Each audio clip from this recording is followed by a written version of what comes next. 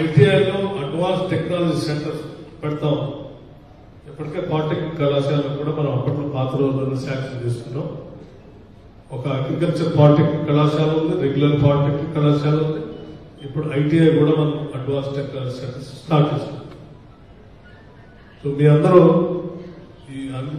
ఈ అవకాశాలన్నీ అందిపుచ్చుకోవాలని, భవిష్యత్తులో ఈ ప్రాంతం నుంచి ఈ రాష్ట్రానికే కాదు ఈ దేశానికి ప్రపంచానికి కూడా నాయకత్వం వహించే అంత స్థాయిలో ఇక్కడ విద్యార్థులు ఎదగాలని, చదువుకోవాలని, అలా మీ మేధస్సు ఉపయోగపడాలని చెప్పి నేను మనస్ఫూర్తిగా కోరుకుంటున్నాను.